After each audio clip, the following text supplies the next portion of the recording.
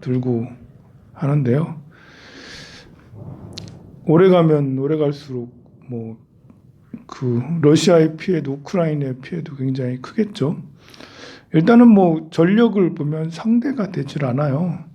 우크라이나, 러시아, GDP 경제 규모도 1인당 GDP가 여기는 4,000달러, 4천 뭐 몇백 달러거든요. 4,000달러대고 러시아는 이제 한 12,000달러? 1만 달러가 좀 넘어요. 그리고 인구도 4,200만, 1억 5천만. 인구도 러시아가 영토야 말할 것도 없죠. 그리고 이제 뭐 전력을 봐도 뭐 탱크 3,000대, 여기는 15,000대, 뭐 비행기가 여기는 한 2,000 몇백 대, 뭐 비행기가 한 2,000대, 여기는 한 500대 뭐 이렇게. 이 전력을 보면 뭐 이렇게 비교가 되지 않죠. 하지만 우크라이나 사람들이, 그러니까 이제 우크라이나가 러시아를 쳐들어가면 상대가 정말 되는 건 아니고, 이제 러시아가 우크라이나를 침공했기 때문에 우크라이나 땅이 대신에 우리나라 남한의 6배예요. 우리나라 전체의 3배고 땅이 꽤 넓어요. 인구가 4,200만이 골고루 분포가 돼 있어요. 그리고 이들 중에 이제 군대가 한 30에서 50만 명 된다 하거든요. 러시아는 군대가 90만 명이라고 하니까 러시아 군대가 많기는 많지만 여기도 30에서 50만이면 또 이번에 뭐 18세, 15세부터 60세까지는 남자는 출국하지 말라 행정명령을 내렸으니까 그 뭐 50대, 40대, 50대까지 다 총 들고 나오면 뭐 100만 명 이상의 군대가 뭐 있다고 예비군이라고 할 수가 있겠죠. 그래서 이번에 러시아는 작전을 그냥 하루 이틀 만에 다 점령할 작전을 폈는 것 같아요. 그러니까 이쪽 여기 있던 벨라루스에서 키예프로 들어가고, 여기 돈바스 지역에서 이쪽 동쪽에서 들어가고, 이쪽에 크림반도하고 이쪽에 또 항구 있거든요. 이쪽 지역에서 들어가고 한꺼번에 막 들어가서 뭐 포를 미사일기 무슨 기지든 다 이제 이렇게 초토화시키고 그랬는데요. 그래서 키예프까지도 바로 들어갔다라고 그러는데, 그게 이제 전쟁이라는 게 생각처럼 그렇게 계획처럼 바바바박 이루어지면 좋겠지만 러시아 입장에서, 그러나 그게 아닌 거예요. 그 기지를 점령했다 하더라도 뭐 이렇게 우리가 미사일 쏴서 죽는 사람보다 미사일 발사되면 방공으로 다 피신돼 있지 뭐 그래서 죽는 게 아니거든. 그래서 남아있는 전력, 물론 이제부터는 뭐 게릴라전처럼 전면전 하면 러시아 군들이 이기 어려우니까 이 우크라이나 사람들의 근성이 살아있느냐 안 없냐. 저는 이제 젤렌스키 우크라이나 대통령이에요. 뭐 이렇게 그 드라마 하나 잘 찍어서, 그 전부터도 국민 배우였는데 드라마가 무슨 정치 드라마 비슷한 거, 교사가 막 정치를 해가지고 성공을 해서 뭐 이렇게 러시아를 뭐 격파를 하고 이런 드라마, 국민 드라마가 있었어요. 이게 이제 우크라이나는 전통적으로 러시아에게 너무 이렇게 눌려서 살았던 거예요. 러시아 큰 형이 얘들을 우크라이나를 억압하고 압박하고 91년도에 독립을 시켜줬어도 그 이후에 러시아한테 너무 핍박을 많이 받았어요. 그리고 내부적으로 러시아 사람들 비율이 한 20, 30% 정도 돼요. 그리고 러시아 쪽에 이 사람들이 경제력과 정치력을 다 가지고 있어요. 예전부터 91년부터 지금까지 대통령 중에 칠러 성향이 거의 대부분이었고요. 그 무슨 여성이 있었어. 그 2000년대 초중반에 그 여성 총리가 이제 좀 친서방이었는데, 그 총리도 사실은 우크라이나로 말을 할 줄 모르고 러시아어를 하고 이제, 그래서 여기 뭐 계속 전통적으로 이렇게 정치인들이 대체로 칠러 성향들이 많고, 국민들은 어쨌든 우리도 자유주의, 민주주의 하고 싶다. 우리 정치 너무 썩었다. 국민들은 그래가지고 서방을 좋아하고 나토를 가입하기를 많이 원하고 그랬죠. 그런데 2008년도 조지아라고 있어요. 조지아라고 여기 흑해 밑에 흑해 옆에 이제 있는 그루지아라고도 하는데요. 이 조지아가 2008년도에 나토 가입을 하려고 했었는데 푸틴이 이 조지아를 가가지고 이제 침공했어. 그 가입 못하게 기분 나쁘다 이거 나토 가입하는 게 싫다. 예전에 동독 서독 통일할 때도 나토 가입 안 하는 조건으로 그렇게 동독 서독이 독일이 통일하고 막 그랬거든요. 그런데 이때 이제 조지아가 그러려고 하니까 이제 했었고 또 오렌지 혁명이라고 여기서도 자꾸 칠러 성향의 정치인들이 부정부패가 심하니까 국민들이 오렌지 혁명을 일으켜요.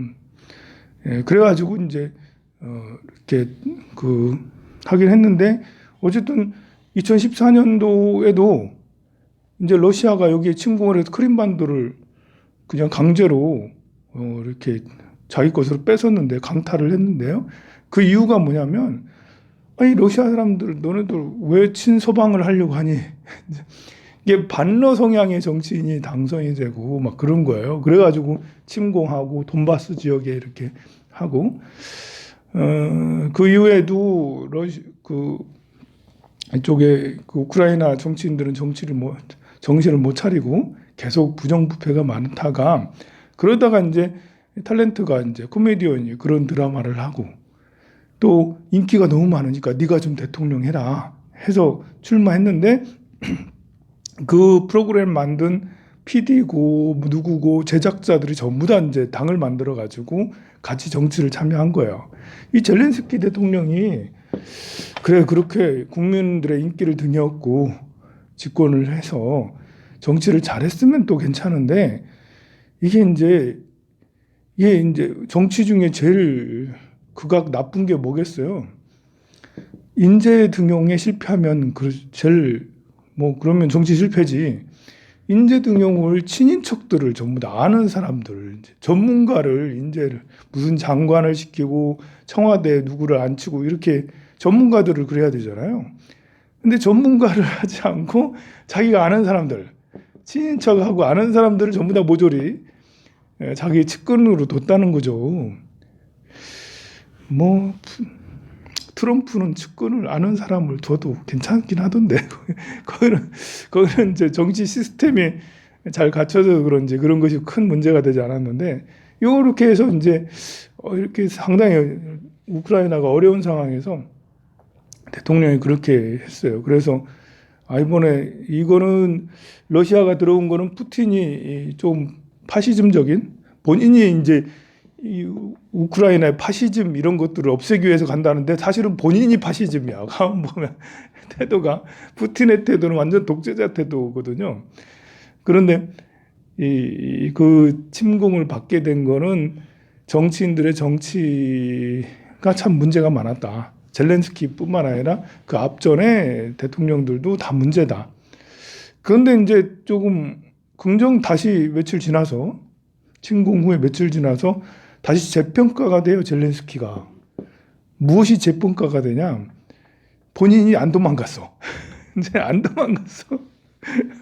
아니 아프가니스탄 무슨 대통령이 있었는데 아프가니스탄은 미국이 철군하자마자 본인도 같이 나오고 도망갔잖아요. 웃겼잖아 좀 그때. 우리나라 이승만 대통령도 북한에서 막 내려오니까 본인이 대전으로 내려가가지고 대전으로 내려간 게 아니라 본래 대구까지 내려갔대. 그래가지고 너무 많이 내려갔나? 너무 많이 도망갔나 해가지고 다시 대전으로 올라가지고 그때 이제 군에게 한강 철교를 부수고 폭파하라고 그러고 그때 대국민 라디오 연설을 했거든요. 국민들 안전합니다. 괜찮습니다. 동요하지 마세요. 가만히 있으세요. 그 라디오 연설을 하고 나서 몇 시간 뒤에 한강다리 폭파했어. 그래가지고 서울 시민들이 그 한강다리 넘다가 죽기도 하고 뭐 피난을 못 간 상태에서 정말 많은 사람들이 피해를 입었거든요. 이 정치인이 가장 하지 말아야 될 게 전쟁 나면 도망나는 꼭 그런 건 아니죠. 때로는 전략적으로 도망가야 될 필요가 있을 때도 있긴 한데 국민들의 어떤 동의나 뭐 이런 것들 알리거나 뭐 이런 것이 필요하죠. 그런데 여기서는 젤렌스키가 안 도망가고요. 그리고 마치 이렇게 전쟁 사령관처럼 비상사태 선언을 하고 또 계엄령도 선포하고 본인이 지휘관이 돼서 직접 국민들이 나서달라라고 호소를 하고 있어요. 야, 이러면 좀 다른 거죠. 하다못해 푸틴이 나서가지고 러시아 군 뭐하니 너네들 이제 쿠데타 일으켜라 쿠데타. 예, 위에 그 정치인들 쓸모가 없으니까 군에서 너희들이 이렇게 해주면 그러면 우리도 이제 해서 그러니까 푸틴이 원하는 것은 이 우크라이나를 다 정복하는 것 같지는 않아요. 여기에 있는 우크라이나 정부가 친러 성향의 정치인들이 이렇게 등용되기를 친러 성향이 되기를 바라는 거지. 사실 이 넓은 땅에 4천만 명 이상의 사람들을 정복하는 거는 불가능에 가깝죠. 계속해서 내전이 일어나고 계속해서 저항 게릴라군이 있을 텐데 일본이 우리나라를 침공할 수는 있겠죠. 그러나 일본이 우리나라를 지배하는 거는 다르죠. 이제 조선시대에도 계속 독립운동을 하긴 했잖아요. 이게 강점기에 그때는 또 사실은 우리나라가 너무 몰랐고 무지했고 어리석었고 그래서 30여 년 동안 일본에게 당했는데요. 지금은 그렇게 될 수가 없죠. 아무리 자본주의에 물들어서 나 전쟁 싫어요. 나 뭐 내 몸 바쳐서 뭐 안 할 거예요. 그렇다 하더라도 대구 국민들 한 60, 70% 이상들은 나는 내 몸 바쳐서라도 할 거다. 국경 넘어서 폴란드로 넘어가는 이런 사람들 보니까 주로 이제 여성들하고 아이를 데리고 간 여성들이 대부분이던데요. 거기서 인터뷰를 하는 게 많은 여성들이 아이 때문에 왔다. 아이를 넘겨주고 나는 다시 돌아갈 거다. 라고 그런 여성들이 정말 많더라고요, 보면. 그러니까 우크라이나가 이제 우리나라처럼 단일 민족 비슷하게 굉장히 오랫동안 그렇게 된 것도 아니고 여기는 8세기부터 나라가 생겼거든요. 우리나라는 2000년, 3000년 전부터 나라가 있었잖아. 근데 여기는 8세기부터 나라가 생겼고 그리고 이 키예프로 시작됐다 하더라도 이 우크라이나가 이만큼의 이 땅을 갖게 된 게 이제 근래에 갖게 된 거고 그리고 이렇게 이쪽에 있다고 계속 남의 나라 됐다가 여기 됐다가 그래서 이 나라가 어떤 통일적인 하나로 이런 가치가 없을지도 모르겠다라고 그런 생각을 했는데 전혀 아니더라고요. 역시 아무리 그렇다 하더라도 사람들은 자기 나라에 대한 조국에 대한 이런 것들을 다 가지고 있어요. 그리고 러시아 사람들이 20% 정도 있다 하더라도 나머지 본인들은 우크라이나 사람이라고 또 생각을 하고 또 이들은 오랫동안 불평등한 상태에 살았잖아요. 러시아 사람들이 우월한 위치에 정치 경제를 다 쥐고 있었지. 우크라이나 사람들은 계속 불평등한 상태에서 오래 있었기 때문에 가지고 있는 원한이라 이런 것들도 크죠. 그러니 이 푸틴은 그것까지 계산했는지 안 했는지 모르겠지만 이 상황에서 지금 한 3일 정도 지난 상황에서 어렵다. 이제 야 이걸 빨리 속전속결해서 빨리 항복을 이끌어내고 빨리 이제 친러 성향의 정치가들이 이렇게 하려고 했는데 이제 이 저항이 일단 젤렌스키가 도망가고 지위를 맡고 있고 국민들이 나서달라고 호소하고 있고 여기 있는 차별받았던 러시아 아니 우크라이나 사람들이 지금 뭐 전쟁을 불사하고 목숨을 걸고 하겠다라는 그런 이제 이 혁명 이런 것들이 계속 나오고 있어서 어렵다. 근데 러시아는 이렇게 보면 지금 경제 제재가 점차로 이제 세지고 있거든요. 처음에는 좀 약하다 싶었는데 하루하루 이제 경제 제재가 추가해서 푸틴의 있는 개인 계좌나 뭐 자금 이런 것들 해외 자산 동결시키고 저쪽 은행도 뭐 어떻게 하고 지금 그러고 있거든요. 그런 걸 러시아도 예상을 했겠죠.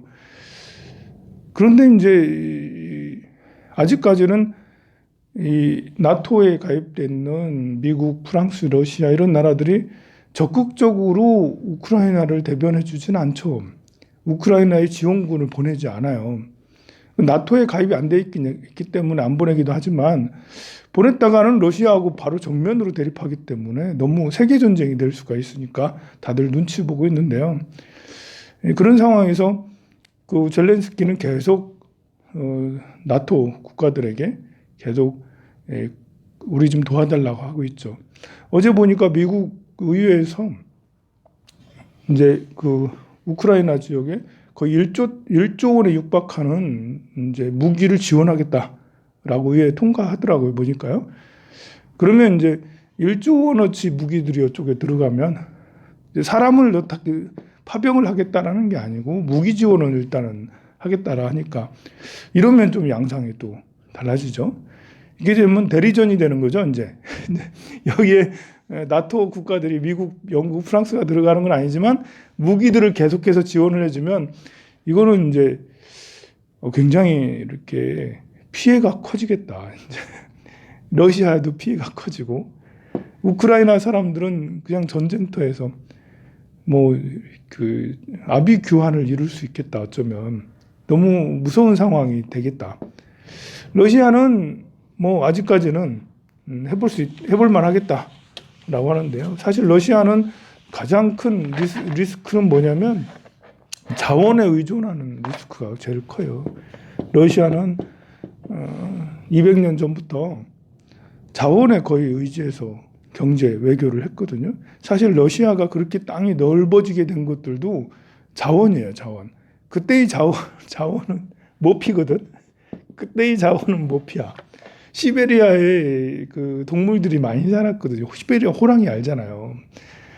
호랑이를 비롯한 곰 뭐 이런 것들 그런 그 동물들을 잡아서 그 동물들의 가죽을 벗겨서 서방에 팔고 그러려고 러시아 땅이 점점 넓어져 가지고 17세기 후반이죠. 17세기, 18세기 이때 러시아가 저 끝까지 동방 이쪽 끝까지 러시아가 영토를 확장했는데요. 그러고 나서 지금은 한참 100년, 200년 지나고 나니까 그다음에 석유가 이제 시베리아 지역에 원유하고 천연가스가 막 나면서 지금 러시아의 경제는 원유하고 천연가스가 수출이 70%를 차지해요. 그 경제의 거의 대부분이 천연가스하고 원유인데요. 이러다 보니까 이 유럽으로 넘어가는 천연가스 그 밸브만 잠가도 이 러시아는 경제 피해가 굉장히 커서 버티기가 어려워요. 푸틴은 내부적으로 국민들도 1억 5천이나 되는 국민들의 지지를 받고 있긴 해요. 그러나 전쟁이 장기화되면 반푸틴 세력들이 굉장히 득세를 하게 되고 국민들도 야 우리 너무 심한 거 아니냐. 지금이야 이제 러시아 사람들이 많은 사람들 중에 이제 좀 극우가 거기도 많이 있을 거거든. 푸틴을 응원하고 있을 거라고. 옛 소련, 구소련의 그런 영예로운 그런 그 큰 힘을 지금 푸틴이 다시 옛 영화를 찾는구나 라고 해서 많은 사람들이 응원할 거라고요. 하지만 이렇게 전쟁이 오래 지속되면 될수록 사람들의 여론은 바뀌기 마련이에요. 푸틴은 그러면 굉장히 힘들어지겠죠. 이 에너지를 서방에 가는 에너지를 잠그고 서방들이 안 사주고 하면 큰 문제가 돼서 러시아도 두 손 두 발을 들을 줄 알았는데 이미 전쟁하기 전에 중국하고 만났어요. 중국하고 무슨 만남을 가졌냐면 중국하고 몇 조더라? 1,000조 원어치의 원유 이 천연가스를 우리가 수입하겠다. 중국이 밸브 관 깔아라. 지나가고 있는 게 있어요 이미. 근데 관을 더 이쪽으로 더 직접 깔아라 해가지고 우리가 다 사줄게.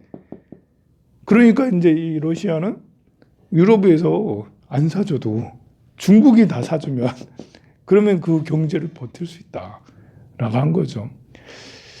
미국은 참 눈치가 약삭이 빠른 게 그 러시아하고 별로 정면 충돌하고 싶지 않은 거죠. 그래서 먼저 정보를 계속 흘려. 계속 이제 러시아 침공 시기가 다가왔다. 며칠 날 침공한 16일 날 침공한다. 뭐 한다. 근데 결국 이제 올림픽 끝나고 침공을 했는데요. 침공한다고만 했지 또 파병도 하긴 했거든요. 근데 파병이 주변에 있는 나라들에게 파병하고 더 중요한 것은 군사적 배치를 안 했다라는 거죠. 파병은 몇 명만 이렇게 주변에 했고 그 미국에서 제일 중요한 군사는 육군일까요? 해군일까요? 공군일까요?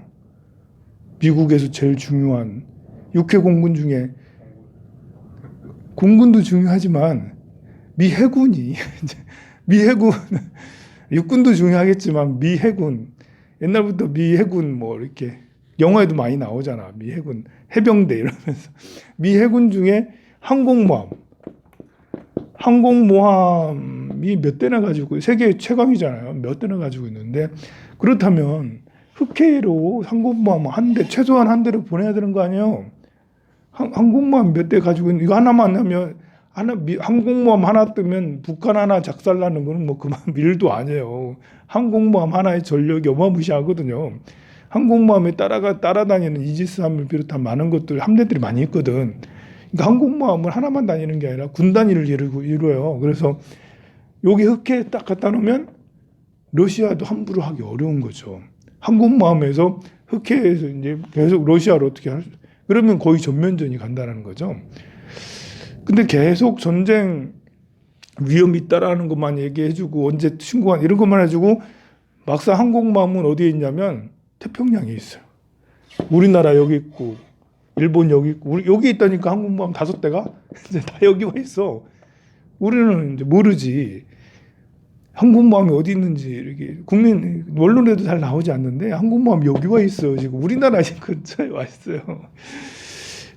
전쟁은 여기서 나 있는데 항공모함은 여기 와 있지?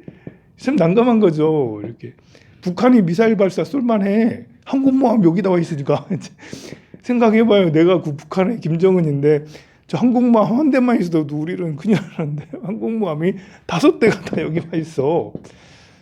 이제 어제 또 그 뉴스가 나왔죠. 이제 중국에서 이제 대만 쪽으로 그 무기 배치 뭐 이런 것들을 한다. 군사 이동을 하고 점점 중국이 지금 대만으로 지금 위협을 가하고 있다라고 하는데요. 미국은 그게 더 러시아가 우크라이나를 점령하는 게 겁나는 게 아니라 중국이 대만을 어떻게 하는 이런 것이 더 문제를 생각했던 것 같아요. 그래서 그런지 항공모함을 태평양 우리나라 밑에다 갖다 놓고 그렇게 하고 있어요. 중국이 러시아 편을 들어서 러시아의 군사 지원까지는 하지는 않을 거예요. 뭐 그렇게까지는 가지는 않을 테지만 중국은 중국 나름대로 이미 그 러시아하고 이번 참에 그 에너지 원유하고 천연가스 계약을 맺어서 중국도 에너지적으로 안전하게 중국은 중국 나름대로 이익을 챙긴 거죠. 미국은 미국대로 뭐 그 LNG 가격이 많이 올라서 자기네 나라 LNG를 유럽에다 팔 수 있잖아. 또 이제 뭐 그럼 미국은 물론 원자재 가격이 올라가면 이제 미국도 이렇게 인플레 때문에 꼭 좋다고는 할 수는 없지만 그래도 견딜만 하니까 이게 우리나라만 좀 원자재 가격이 올라나면 우리나라는 정말 힘들긴 하죠. 자, 그래서 이런 거 이렇게 보면 야, 정말 전쟁은 진짜 하지 말아야 되는구나. 우크라이나 한번 보세요. 정말 정치 지도자가 정말 중요하구나. 이런 생각이 들어요.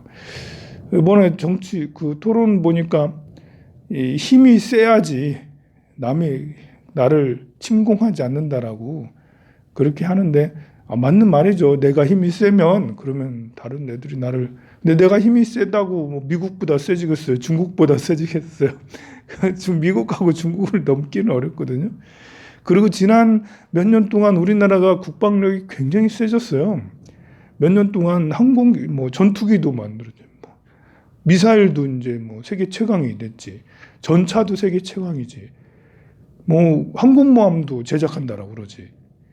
경항공모함이지만 그리고 이제 뭐 군함이든 뭐 잠수함이든 거의 모든 분야의 우리 군사력이 이번 정권에 들어와서 이렇게 무기 수출 국가가 됐잖아요. 수입보다 수출을 더 많이 하는 그런 나라가 됐고 이렇게 그 북한은 이렇게 겨우 해봐야 이제 미사일 몇 번 발사하고 그러는데 우리는 그 최첨단 장비들이 계속 그 개발되고 있고 계속 그 배치되고 있어요. 사드 필요 없어요, 우리나라. LSAM이라고 이번에 성공했거든요. LSAM-2. 천궁도 가지고 있어요. 미사일들이 막 날아오면 천궁이 그걸 막 방어를 해주고 LSAM도 그 미사일들을 다 방어를 해줘요. 잘 모르는 사람들은 아직도 사드 이제 얘기하고 있지. 군사적으로 나처럼 시골에 있는 나도 그걸 알고 있잖아. LSAM하고 천궁하고 이런 효과가 얼마나 큰지. 우리나라 장비들이 세계 최첨단이라는 거 알고 있잖아. 그러니 지금 우리는 이렇게 나라의 국방의 힘을 더 세게 해야 돼 이런 말 하지 않으면서 조용하게 국방력을 굉장히 상향시킨 거예요. 세요 지금. 중국하고 서로 이렇게 전쟁을 해도 밀리지 않을 정도로. 만약 우리가 중국하고 싸우면 물론 중국이 이기겠지. 그러나 결코 밀리지 않는다. 우리 이렇게 우크라이나 짝이 안 난다.